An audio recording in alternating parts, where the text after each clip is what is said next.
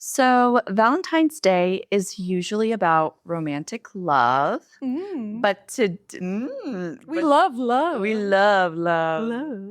But today we're flipping the script.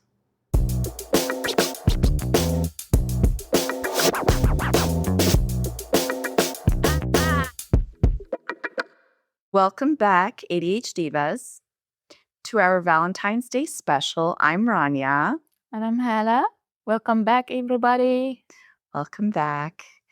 So, self love, that's what we're going to talk about today. Self love with ADHD is not a one time thing, it has to be periodic, it has to be maintenance because ADHD is tough. And when you live with it for years, especially without diagnosis or without real understanding, it is intense.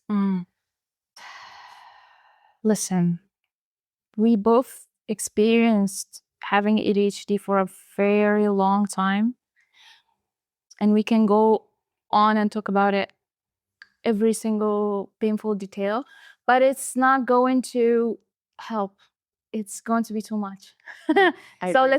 let's just use this analogy and say as if it's a story, because who doesn't like stories, right? Especially for us, people with ADHD. And I listen to bedtime stories for adults.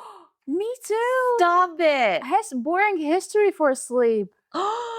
Yes, I don't recommend them though, because all of a sudden you're going to find yourself glitching in your own bed after hearing this betting ad, which is so loud, and that should be forbidden. I agree. But anyway, we're going to immerse you into this experience of having ADHD for a long time, especially if you've been diagnosed really late, which is my experience in life, and a little bit of Rania's experience as well. And hopefully that might make you understand why it's crucial to self-love. It's not a trend. It's not something you just do it once, like what Rania said, and just move on. It's crucial. Okay, so picture this, guys. You have lived in a house for as long as you can remember. Okay? This house is your life, is your identity, is your peace. Now imagine you have had a roommate in that house for just as long as you can remember. You did not choose him or her. Well, this roommate is not the villain in this story, so it doesn't matter if it's her or him. But anyway, you do not fully understand him or her, but they have always been there, okay? And at some point, that roommate starts, inviting people over.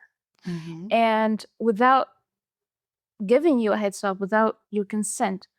But at some point, you started to notice some visitors are great. They just come in, they light the place up, and they bring creativity, empathy, humor, energy, and all the good stuff, okay? But then, slowly, little by little, other visitors start to stay longer. This basically, at first it was just one night, and then it's a weekend, and then they're literally squatters, okay? And little by little, they take up more space. They start leaving a mess. Oh no. They start damaging your wall, vandalizing all the good stuff you used to have. And the scariest part is you do not notice how bad it is at first. It happens really slowly. So, until one day you realize the good visitors stopped coming, and not because of you, not because of you are a bad person now, but because the house does not feel safe anymore, you know? Now the new people are loud. They are bullying you. They are taking over room by room.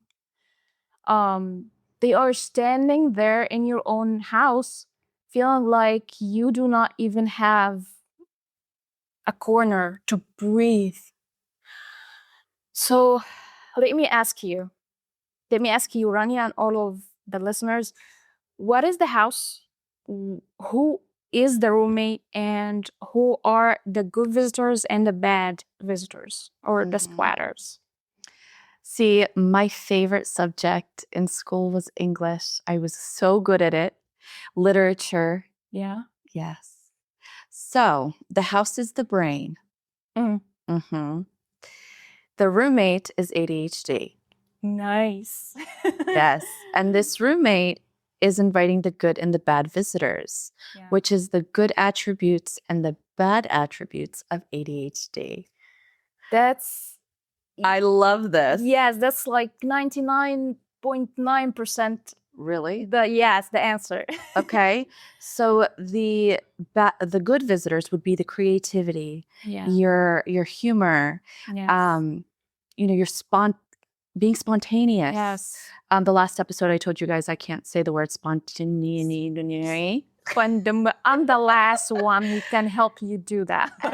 Yeah, it's okay. They know what we mean. And then the bad visitors are things like developed anxiety, depression, insomnia. Oh, yes. Did you forget about that one? No, I would never. Yes. And then without, proper maintenance, the squatters are the bad attributes. So the anxiety, the depression. Yeah. So did I get it right? That's totally it. Yeah. But the house is your entire life, though. Oh, okay. Yeah. It's your entire life, your soul, your identity. Because, like, having ADHD for a long time, developing, or as you said, the bad visitors are coming, the depression, anxiety, and those are keeping you away from your even identity. Yeah. Doing the things you used to enjoy before. So yeah, the roommate is your ADHD, of course, because he's not. Did you catch that when I said he's not the villain or she's not the villain? Yes, because it does bring good things into your life. Yes, yes. So the good visitors, yes, are the good attributes, the empathy as well. Yeah, this empathy was amazing. Big one. The squatters are definitely the things that often pile on with ADHD, and also shame and low self-esteem. Oh yeah, or self-worth. So self-love is not optional. This is the point for us. It's literally you needed to survive, and you got to do it to reclaim your own home and to take control back of your own life. And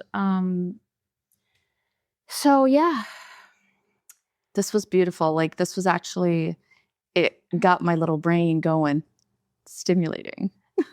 it is though. Yeah. Like and when we talk about self-love, some people might feel like it's what is self-love? Is to be narcissist, or like to like give yourself a bubble bath from self-care. Your skincare. Yeah, it's just so many things, and it often show up more when you're going through challenges, more than when you actually do something good and just share it in your social media accounts. Yeah. And it's boundaries. It's learning your brain instead of blaming it. It's getting support, and and it's really hard to do it alone. And when I was thinking about how does it feel, I also had good neighbors. Yeah. So in my house, I was going through all of this at my home, at my house. But also I had good neighbors that came to me and literally knocked my door and offered company and help. Yeah. Just like that, without that judgment. And when I think of those, there is 2 or 3 that comes to my mind, and you're definitely one of them. Really? Yes. So are you for me. Yeah. So I think I said that in the first episode. Yeah. That you are one of the people, the good neighbors who are dealing with their own stuff. Let's just say stuff. But still, that didn't keep you away from coming to my door and knock and help me kick the asses of those. Like, I was dealing with them for a long time ago. I kicked some asses already, but you helped me kick the rest of them. You as well. The squatters is out. Yes, get out. Get out. You as well, to be honest. It's very different. Like neurotypicals, it's very different when you speak with them and, you know, try to have that connection, but it's not there, it doesn't click. So when you have somebody dealing with the same things, you know, situations might look different, but you get it. No matter what it is, you're going to get it. Yeah. Because you're going to apply it to your past situations. Yes. Yeah. Yeah, so you're definitely one for me as well. So yeah, that's why I feel that's our mission, actually, to be the same good neighbors for other ADHDers and knock their door and and offer help and support. I actually opened up, Hala put the link to text us on our YouTube videos. Yes. And I also opened up the community section on YouTube for anybody who needs to say anything or speak. Nice. Yeah, so that everybody can help each other out. So please feel free to utilize that. Yes. Also, feel free to ask us for any kind of topic. We would love to hear from you guys and know what kind of topics you would be interested in. This is what ADHD community is made for, and it's big. Yes. It is big, and we hope we are one of those members who would help you go through this. Let's just kick those bullies' ass out together, guys, and reclaim our freaking space back, okay? Agreed. All right, we're going to dive in.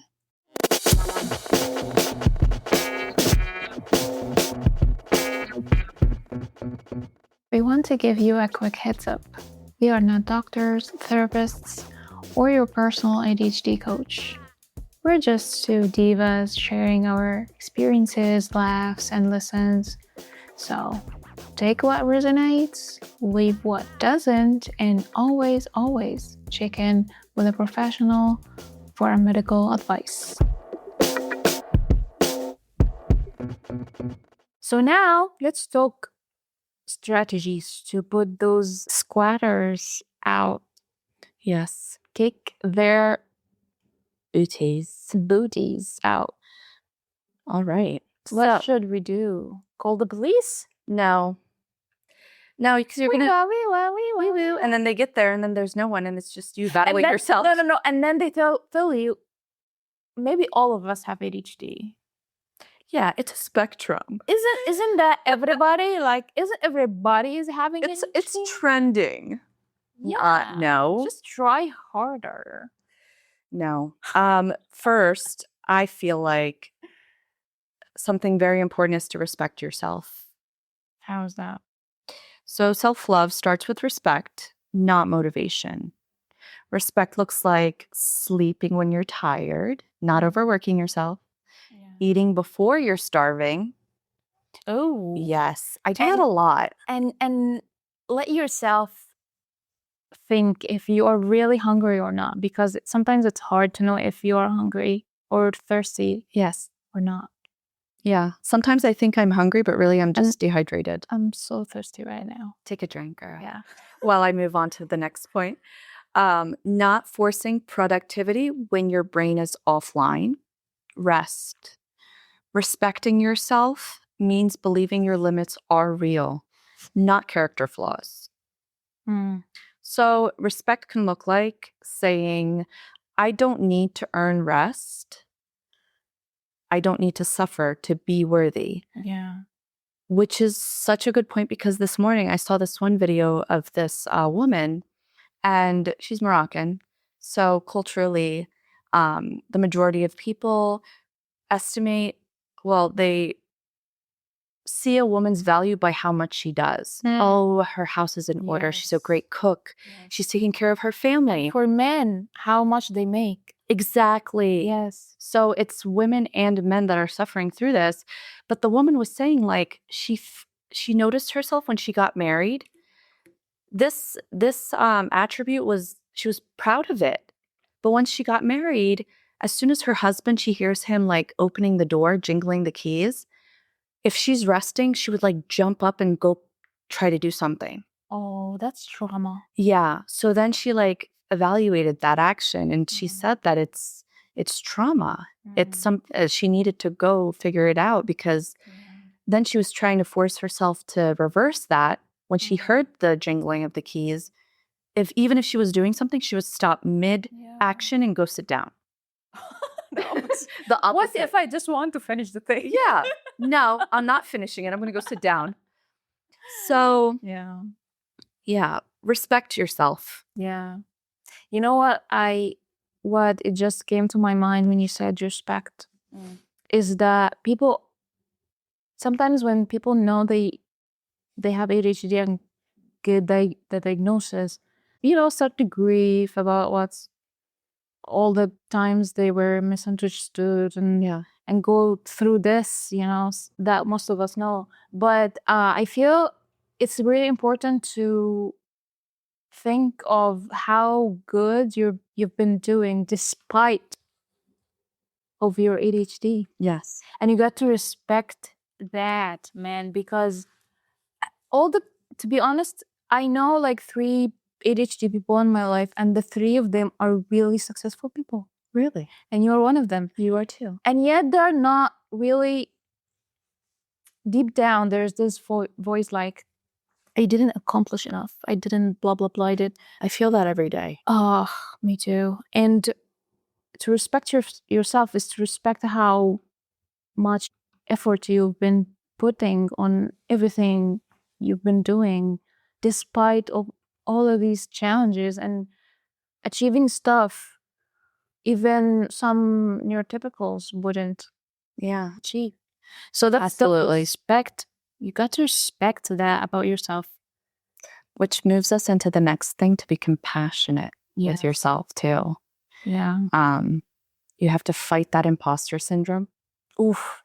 I have big imposter syndrome. Do you feel like even that you've got diagnosed for so long, do you feel sometimes that maybe I'm just lazy, I'm not ADHD? Yes. It crosses my mind all the time, but then when you put the symptoms all together, no, there's no way. Yeah. So what do you feel might help? Like for me, when I feel that, I read about it. I do too. And I find so similarities, like they are all going through the same things, just different situations. Exactly. Same poo-poo, different toilet. High five. Exactly. Yes. Yeah. So I feel like, yeah, man, I'm not broken. I'm not alone. That we are all living the same thing, and I got this. I can change that. Yeah. It also helps to know that your brain is an ADHD brain. It automatically discounts a win. Like you don't have that reward system. Yeah. So automatically, so you're going to think you're lazy no matter what you do. You can always do more. Yeah. Because when you have that reward system and it loops, you can stop after you win and be like, oh, success. We don't have that. Yes, man. So, and therefore the motivation as well is not as, because it's a cycle, you do the task and then you get rewarded, and then that makes you have more motivation to keep going. Yeah. And then sometimes you'll find yourself saying like, anyone can do that. I just got lucky, or it's not a big deal. Oh, that's supposed to be the norm. Like this is the default. Yeah. But compassion is interrupting that narrative. So we have to be compassionate with ourselves. Yeah. And also, most of those negative thoughts engraved in us since we were kids.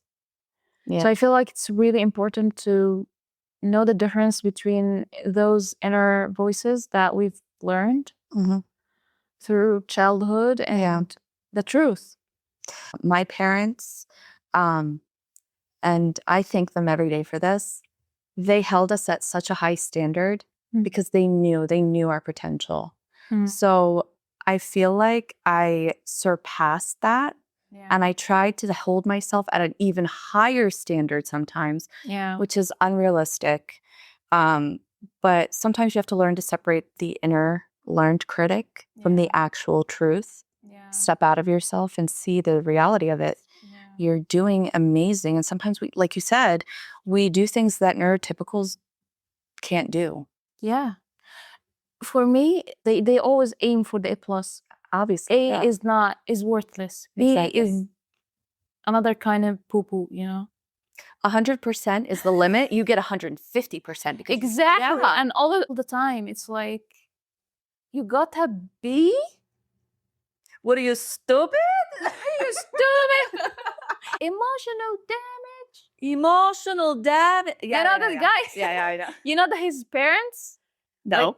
Like, his parents used to always like, your cousin is like an astronaut and he's a lawyer and a doctor at the same time. Okay. You are just PhD holder and something like that. You stupid stuff like that, you know. Do more. Yes. Yeah. That's the kind of family I was really dealing with. Oh no. Yeah. They were not comparing, but they were always aiming for the A+. Yeah. Yeah. My family, not to that extent, the example you gave, but they didn't compare us to people, but they did have a standard that you should be meeting. Yeah. Yeah. But my youngest brother isn't held to this standard, even though automatically he's so smart. Yeah. But he's so smart, so he automatically does it. They don't even need to, you know, you need to do this. My mom's just like, oh, did you do your best today? He's like, yeah. And she's like, okay. Oh.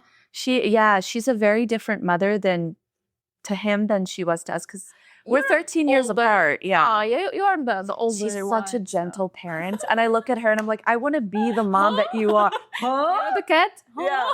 What? Huh? Who are you? Who are you? Yeah, no, but I admire her. I love the way she parented him. The one thing that she ever asks of him is to be honest. Yeah. If he tried his best, she applauds it. Yeah. And I'm like, and it completely erases, you know, that very strict mom that, you know, raised. She was the first mom when she was raising you. So poor thing. Yeah, and I always see her as just like a girl living her life for the first time. Oh. Yeah. This is so cute. Yeah. I feel the same for my mom as well. Yeah. Listen, when I talk about them and the things that could have been better, I don't mean that they didn't do their best. God knows how much they went to war. Oh my God, yes. And they didn't have all the information we have now. I believe if they had these kind of information, that would have been, we are fortunate, to be honest. Yes, we are. But they didn't have that back then. And I believe they did their best. I mean, look at how you turned out. Yeah. Well, like, I'm so serious. I'm so thankful for my parents. Me too. Every day. And I'm sure you are too. Yeah, me too, definitely. So, yeah. What else was I going to say? We were talking about the difference between the learned inner critic, yes. Voice and the truth. So that voice isn't intuition, it's conditioning. Often it's like, it could be anybody, not just parents, like old teachers, past bosses, society's expectations. Yeah. All of that can build it. The truth sounds calmer though. The critic sounds urgent and cruel. Yes. So the truth doesn't yell. The truth doesn't shame. Whenever you're shaming yourself or yelling at yourself or being mean, just know that's not the truth. That's that learned inner voice or inner critic. Yeah, and it's really hard to get rid of it, by the way. If you've been exposed to it for so long, like 20 years or so, would you expect yourself to just erase all of that? No. In 2 months? Of course not. It's going to take a lot of training and a lot of time. Yeah. So give yourself that time and don't shame yourself for not being able to getting rid of your shame. Yes. You know There what I you mean? go. Yeah. It's like recursion Spain. But you got to get yourself some time to get rid of all of this toxic inner voices and I agree. to see the truth. Yeah. Yep. So that's why there's accountability versus shame. Accountability, it's good to keep yourself accountable. Like, I missed this. What can I do to adjust? That's how improvement is, Yes. you know, improvement happens. But then shame is like, I missed this. Therefore, I am the problem. Yeah. Or I am not enough. I'm lacking. I'm this, I'm that. Our ADHD really thrives on solutions, but it doesn't thrive on punishment. Just like how little children, you don't punish them for them to learn. It just activates the fear. Yeah. And I feel like accountability is even stimulating for us. Like, Yeah. like when I want to accomplish something and I feel like I need to put extra layer of accountability. So I go to my husband, okay, by the end of this week, I'm going to get this thing done. You know, so it makes me more stimulated to finish the task.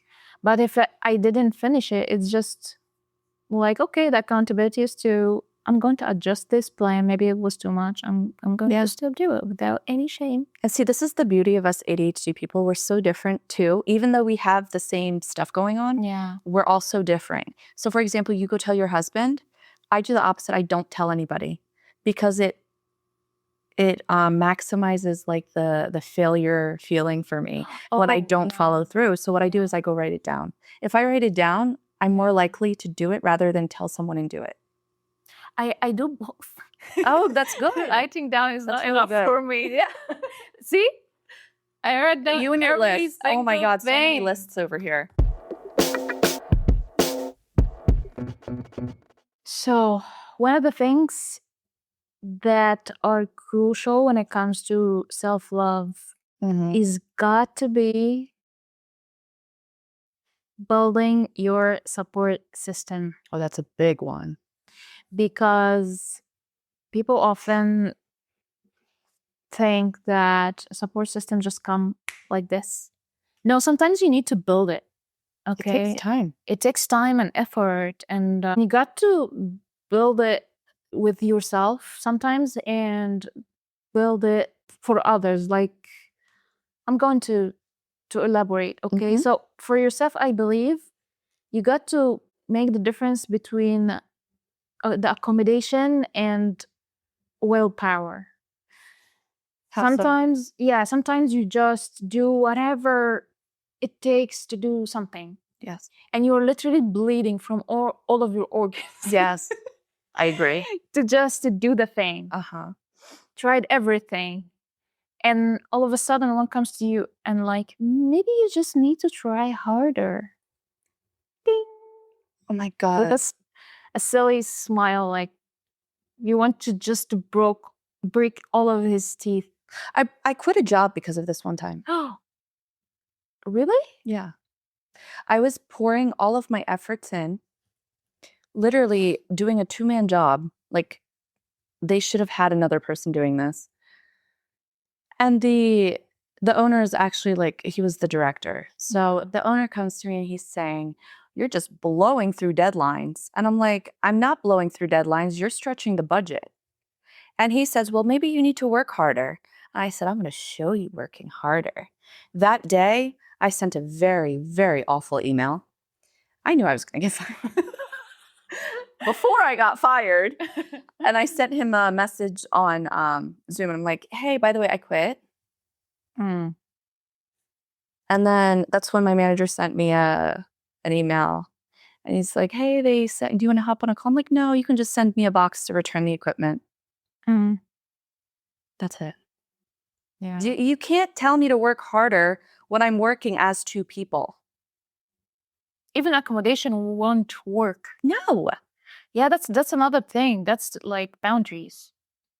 That's like, and it's really common now, especially in this economy and all these layoffs and. Yeah, which is really sad. It's really sad. So many people are going through this right now as you speak, and you're not going to go tell them, oh, try harder. Yes, and you cannot even accommodate that. How on earth you can accommodate something like that when you work as if you are two people? I have no idea. And even because now AI is like Taking over the world. yeah, they're like, we have AI now, you can do that. And sometimes that is not true. And sometimes they underpay people just because of, oh, AI can do. No, man. Sometimes like AI can help you. It's a tool. Yes. It's not going to do or have the knowledge you're supposed to be having. It's not, So yeah, that's happening a lot. What did you do afterwards to try to accommodate this? Like, for example, you quit. What did you do next? I chilled out. I enjoyed my life. And then, yeah.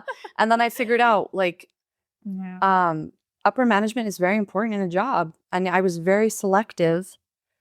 Not anybody who's just going to offer me a job. No, I'm interviewing you too when you're interviewing me. Yes. You're not going to make my life toxic. Yeah, and see the ratings in Glassdoor. I don't trust the ratings. I just trust my gut.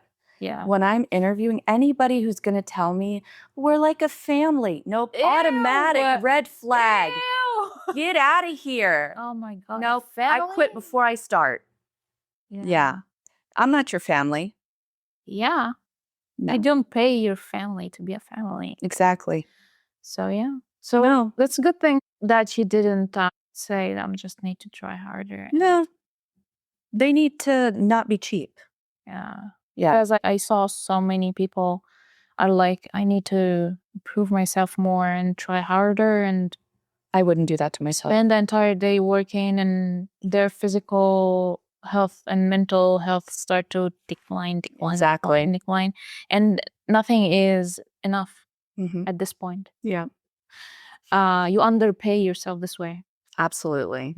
So you end up depressed, have no time for yourself to recover, and your back hurt like a big time. And no one is going to give you a trophy afterwards. That's very true. Yeah. So back to the support system, right? We need to choose them very carefully. Yeah. Anybody choosing their support system, like I said, interview the interviewer, interview them. Even your friends. Yes. Get to know them before they become that support system. Yeah, your inner circle. Because not everybody deserves that access to your nervous system. You. Yeah, duh. Yeah. Supportive people, they believe in you. They don't minimize your struggles, and they don't weaponize when your vulnerability. That's another word. Vulnerability. There it is. Not everyone is safe just because they're close. Yes. And I feel even after working so hard on yourself, trying to put yourself in the state of loving yourself and all of that, and putting all this effort, that all can go to the trash because of the people around you at some point. Sometimes, you do all the work and you do everything, and it's not enough. And yet you're surrounding yourself with unhealthy people that drain all of this away. Yes. In one meeting, just one hangout, and then yes, yeah. So you got to be really careful about your partner, your husband, because that's the one you're going to spend your entire life with. So yeah, you're either going to spend it very miserable or very happy. We covered the life with ADHD and marriage on previous episodes. Two episodes. Yes. So go listen to those. Yeah, go listen to those if you didn't do already. What are the other self-love strategies you are thinking of? Building boundaries when it comes to time, people, guilt. We overpromise, overexplain, overgive, and then we burn out. So boundaries are self-love in action. There's time boundaries, emotional boundaries, guilt boundaries. A boundary isn't rejection, it's preservation. So it kind of looks like I can't do that, but I can do this. So if you want to be there for somebody, you don't have to be there for them while breaking yourself. Yeah. For example, I can't commit weekly, but I can do once a month. Yeah. I can't talk right now, but I'll check in tomorrow. Yeah. And stop this whole black and white. Yeah, it gives clarity. I do that sometimes. It's like it's either doing everything or doing nothing. Nothing. And that's very common with us. Yeah. And lastly, create a recharge strategy. Write down the good things that you've done. ADHD erases progress fast, so you need to remind yourself. External memory is greater than mental memory. Keep proof like notes, lists, voice memos, something you can see. Put it on your fridge. Yes. Yeah, so if your brain won't remember your wins, store them somewhere else. Yeah, I'm really big on this point right now, to be honest. I learned how to do that since like 4 years ago now. Yeah. Every time I reach this point now that I know when I need to do it. Like I need to open my notebook and write down all the good things I've been doing for the past 2 weeks or so. Good. Now it's not just, oh, I'm horrible, I'm the horrible person. No, I don't feel that anyway. I feel like, oh, I need to write down the good things I've done. Yeah. Yeah, if you're being drawn into that, yeah, that's good. Yeah, now it's automatic. I don't do it every single day. Some people journal every single day. That's really good for them. But I aim for coming back and not perfection. Good. I feel it in my guts whenever I need to, and I'm proud of that. Actually. You should be. It's great that you brought up perfection. I agree.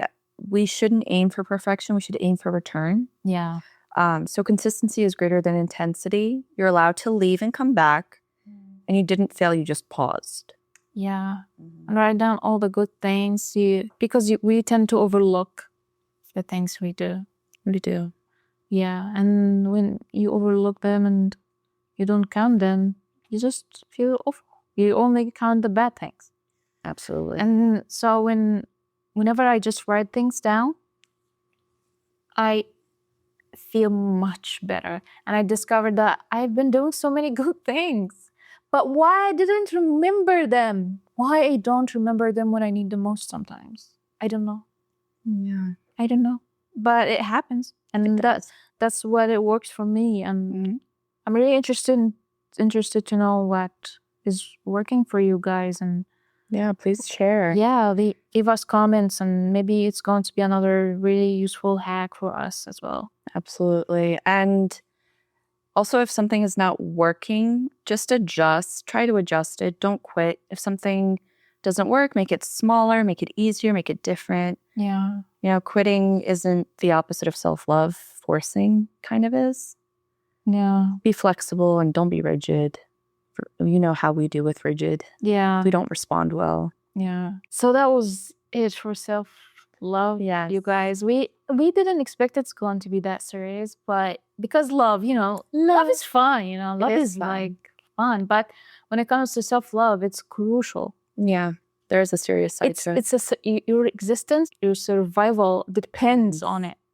That's why it's really serious. Yes. So today wasn't about loving yourself perfectly. It's about loving yourself honestly. Yeah. And if all you can do today is breathe and stay, then that counts as well. Absolutely. Thank you guys for listening to us. We want to give a shout out for our listeners. We have listeners.